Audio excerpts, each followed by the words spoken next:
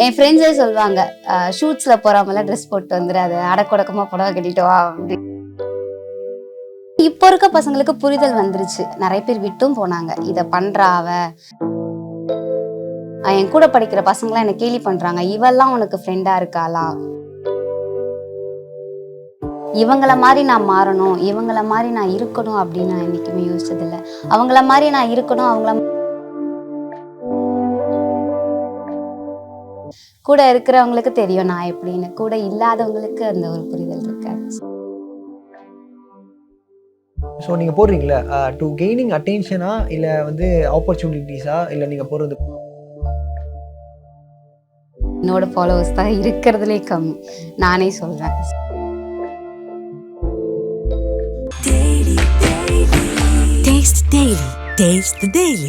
So profession பத்தி பேசியாச்சு. கொஞ்சம் பர்சனல் பக்கம் வரலாம்.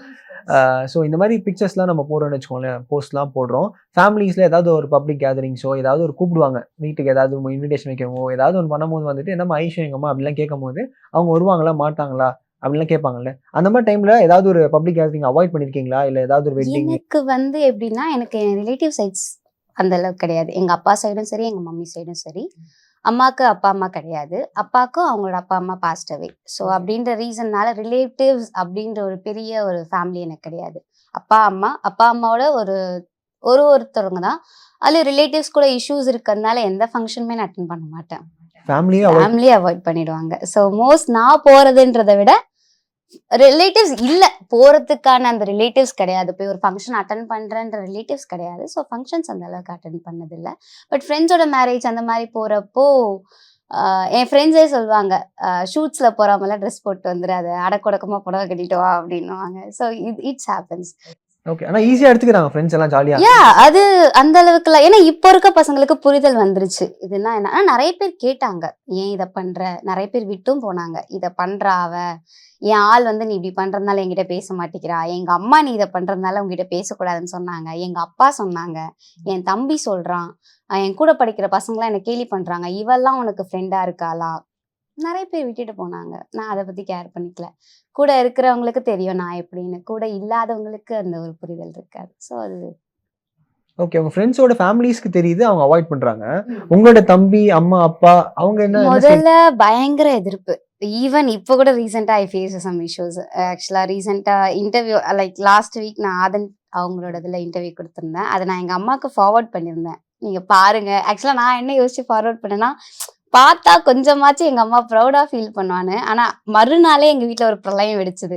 நீ எப்படி வந்து அப்படி பேசுவ இன்டர்வியூல? உன்கிட்ட அப்படி பசங்க வந்து பேசுறாங்கன்னா, நீ எதுக்கு அந்த பிளாட்ஃபார்ம்ல இருக்க ஃபர்ஸ்ட்? ஸோ நெறைய எதிர்ப்பு. என் தம்பி வந்து என்ன சொன்னாங்கன்னா, அவங்களுக்கு இப்போ ஒரு புரிதல் வந்துருச்சு. பட் ஸ்டார்ட்டிங் அவங்களுக்கு அந்த புரிதல் இல்ல. அவங்க தான் பெரிய பிரச்சனையே பண்ணாங்க. அவ ஏன் அப்படி பண்றா? என் ஃப்ரெண்ட்ஸ்லாம் வந்து ஆமா. என் ஃப்ரெண்ட்ஸ்லாம் வந்து உன் ஃபோட்டோ அனுப்பி கேட்குறாங்க. நான் அவங்க கிட்ட ஒரே வார்த்தை தான் சொன்னேன். இன்னைக்கு நம்ம பேசுறவங்க யாரும் நம்ம கூட வந்து நிக்க போறதில்ல. நான் ஏதோ ஒரு ஸ்டேஜ்ல அச்சீவ் பண்ணி நிக்கிறேன் அப்படின்னா, நாளைக்கு என் அம்மா, என் தம்பின்னு தான் சொல்லுவேனே தவிர, யாரோ ஒருத்தர நான் கை காட்டி, அவங்க தான் என் சக்சஸ்க்கு காரணம்னு சொல்ல மாட்டேன். நீங்க 2 பேர் தான் என் கூட நின்னீங்க. அப்ப நான் அவங்கள தான் சொல்வேன். ஸோ அத மட்டும் பாரு. இன்னைக்கு பேசுறவன் யாரும் நான் நான் செத்தனா வந்து என்னோட ஃபுயலுக்கு நிக்க போறதில்ல. என் கல்யாணத்துல வந்து நிக்க போறதில்ல. நமக்கு ஒரு நல்லதோ இல்ல கெட்டதோ வந்து நிக்க போறதில்ல. நீங்க 2 பேர் தான் நிக்க போறீங்க. நீங்க 2 பேர் என்ன புரிஞ்சுக்கோங்க. நான் பண்ற விஷயம் உங்களுக்கு சரின்னு பட்டுதுன்னா இருங்க என் கூட.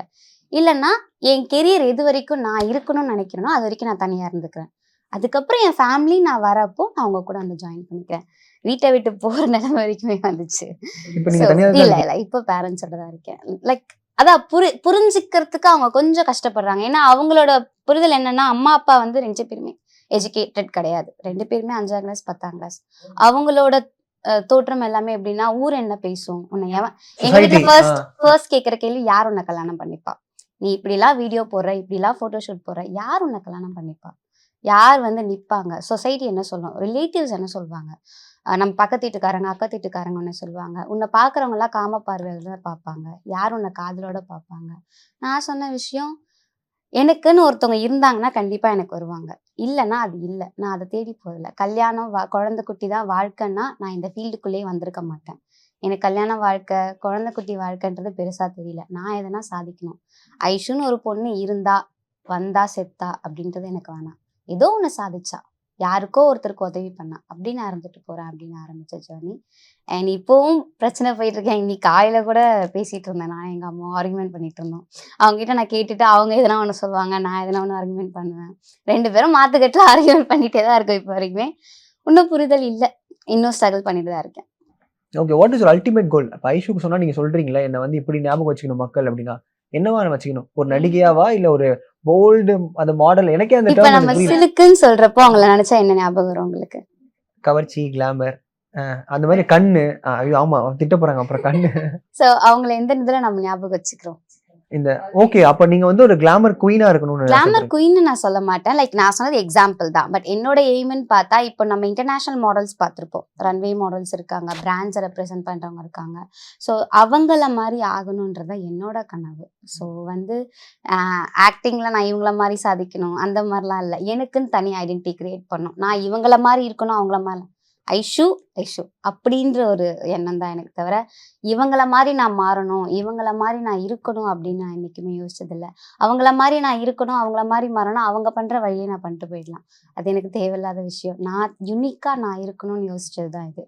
ஸோ அது மாதிரி தான் இப்போ லைக் நம்ம எப்படி சொல்றது, இன்டர்நேஷ்னல் மாடல்ஸ் பார்த்தீங்கன்னா பெலா ஹிட் அவங்கெல்லாம் இருக்காங்க. ஸோ அந்த மாதிரி ரன்வேஸ்க்கு மாடல் ஆகணும். பட் என்ன வரைக்கும் சொல்லுவாங்கன்னா, நீ இருக்க குட்டச்சிக்கு நீ எப்படி அதெல்லாம் மாடல் ஆவா? ஏன்னா அந்த மாடலிங்க்குன்னு பார்த்தோன்னா ஹைட் தான் சொல்லுவாங்க. பட் நான் சொன்ன விஷயம் என்னாலே சாதிக்க முடியும், நானும் பண்ணி காமிக்கிறேன் அப்படின்ட்டு. ஓகே. ஸோ இந்த இந்த இந்த மாதிரி விஷயங்கள்ல பாலிடிக்ஸ் நடக்கும்ல, நிறைய நடக்கும்ல. அது ஏதாவது ஃபேஸ் பண்ணி உங்களை வந்து பாதி தூரம் வரைக்கும் வந்து அந்த மேல நடக்க விடாமலாம் அனுப்பிச்சு அது மாதிரி நான் நடந்திருக்கு? ரன்வேஸ் வந்து இது வரைக்கும் 2 ரன்வேஸ் தான் நடந்திருக்கேன். நான் ஷூட்ஸ் பண்ணது அதிகம். பட் ரன்வேஸ் நான் 2 ரன்வேஸ் தான் நடந்திருக்கேன். அதில் ஒன்று வந்து கொலாப் ரன்வே, ஒன்று வந்து நார்மலாக நான் பே பண்ணி பண்ண ரன்வே. அவங்க என்ன சொல்லிட்டாங்கன்னா, நீங்கள் பே பண்ணாதான் நடக்கவே முடியும் அப்படின்ட்டாங்க. ஓகே. பிகினராக எனக்கு ஒரு ஸ்டேஜ் வேணும்னு நான் ஆசைப்பட்டதுனால நான் பே பண்ணி தான் ரன்வே நடந்தேன். செகண்ட் வந்து ஒரு கொலாப் ரன்வே. அது வந்து ஒரு 100 மாடல்ஸை வந்து ஒரே ஸ்டேஜில் வந்து பண்ணி கின்னஸ் ரெக்கார்ட் பண்ணுறதுக்காக ஒரு ரன்வே பண்ணாங்க. ஸோ அதில் நடந்தேன். ஸோ 2 ரன்வேஸ் தான் நான் நடந்திருக்கேன். But photoshoots I did. Okay. இந்த இன்கம் ஜெனரேட்டிங்னு ஒரு பாயிண்ட் இருக்குல்ல. ஸோ இப்போ நம்ம ஒரு வேலை செஞ்சுட்டு இருக்கோம்னா, இப்போ இந்த வேலை ஒழுங்கா நடக்கலன்னா வேற ஏதாவது படிச்ச வேலைக்காச்சும் நீ பண்ணிடுறா அப்படின்ற மாதிரி சொல்லுவாங்க. நீங்க படிச்சதுக்கும் இதுக்கும் சம்மந்தமே இல்லாம தான் போயிட்டு இருக்கு. ஸோ ஒருவேளை நீங்க வந்து இதுல ஒழுங்கா ஷைன் ஆகலன்னா நீங்க வேற ஏதாவது வேலைக்கு போனாலுமே தப்பா இருக்கும் அப்படின்ற மாதிரி ஏதாவது தோணிருக்கா? இல்ல I can able to succeed in this? என் நேரத்தில் 2த்துலையுமே சக்சீட் ஆக முடியும். I can do both. நான் படிச்சிருக்கேன், எனக்கு நாலேஜ் இருக்கு. அதில் நான் போனாலும் ஐ கேன் ஷைன் இட். இதில் நான் போனாலும் ஐ கேன் ஷைன் இட். இதனால அதையும் அதனால இதையும் நான் விட மாட்டேன். இது ஒரு கண்ணுனா அது ஒரு கண்ணு. அப்ப நீங்க இத பார்ட் டைமா தான் பண்றீங்களா மாடலிங் இது? இப்போதைக்கு நான் பார்ட் டைமா தான் யோசிச்சுட்டு இருக்கேன். ஏன்னா ஃபுல் டைமா நான் இறங்கணும் அப்படின்னா நான் ஒரு ஃபினான்ஷியல் ஸ்டெபிலிட்டியில கண்டிப்பா இருக்கணும். இப்போ இருக்க சுச்சுவேஷனுக்கு அண்ட் என்னோட ஃபேமிலி சுச்சுவேஷனுக்கு கண்டிப்பா நான் ஃபினான்ஷியல் ஸ்டெபிலிட்டி இல்லாம என்னால போய் இன்னொன்னுத்துல காலை வைக்க முடியாது. என் ட்ரீமா இருந்தாலுமே அதை அடையிறதுக்கு எனக்கு கையில எதனா இருக்கணும்.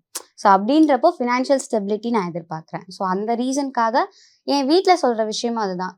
நீ படிச்சதுக்கு வேலைக்கு போயிட்டு அதுக்கப்புறம் உன்னோட ட்ரீம் அச்சீவ் பண்ணு. நாங்கள் அது தப்பே சொல்லலை அப்படின்னா. ஸோ படிச்சதுக்கான வேலை பார்த்துட்டு தான் நான் இதையும் பண்ணுவேன். அது எந்த விதத்துலையும் மாற்றம் இருக்காது. ஓகே. ஸோ நீங்க போடுறீங்களா டு கெய்னிங் அட்டென்ஷனா இல்ல வந்து ஆப்பர்ச்சுனிட்டிஸா இல்ல நீங்க போடுறது போஸ்ட்? அட்டென்ஷன் கிடையவே கிடையாது. ஏன்னா அட்டென்ஷன் நான் வந்து கெயின் பண்றேன் அப்படின்னா ஈவன் தான் இப்போ போல் பண்ற ஷூட்ஸ் பேஜ்ல வந்து என்னோட ஃபாலோவர்ஸ் தான் இருக்கிறதுலே கம்மி, நானே சொல்றேன். ஸோ அட்டென்ஷன் கிரியேட்டிங் கிடையாது, ஆப்பர்ச்சுனிட்டிக்காக தான். இப்படி நான் ஒரு ஷூட் பண்ணி போஸ்ட் பண்றதுனால அடுத்து எனக்கு இன்னொரு ஒரு ஆப்பர்ச்சுனிட்டி கிடைக்கும். இன்னொரு ஒரு ஃபோட்டோகிராஃபர்ஸ் என்ன அப்ரோச் பண்ணுவாங்க. இன்னொரு ஒரு ஒரு டிஃப்ரெண்ட் கிரியேட்டிவ் லுக் என்னால் பண்ண முடியும். இப்போ நான் ஒரே ஃபோட்டோகிராஃபர்ஸ் கூட பண்ணுறதுனால என்னால் ஒரு லுக் தான் காமிக்க முடியும். அவங்களோட ஜானர், அவங்களோட கிரியேட்டிவிட்டி தான் காமிக்க முடியும். நான் இன்னொருத்தர் கூட பண்ணாதான் அவங்களோட ஜானர், அவங்களோட கிரியேட்டிவிட்டியை என்னோட இதில் நான் எடுத்துகிட்டு வர முடியும். ஸோ அப்படின்ற ரீசனுக்காக ஆப்பர்ச்சுனிட்டிக்காக பண்ண ஆரம்பிச்சதான் தவிர அட்டென்ஷனுக்காக நான் பண்ணலை.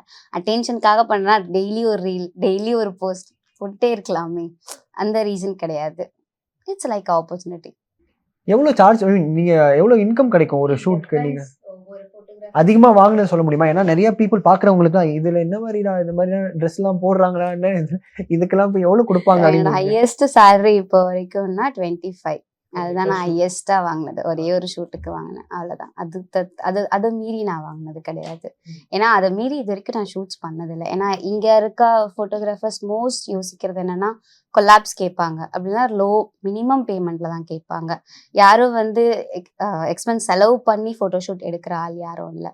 ஸோ அதனால 25 the last and first payment I did. Like அதிகமா வாங்குனதுன்னா அந்த ஒரு பேமெண்ட் தான். Taste the Daily.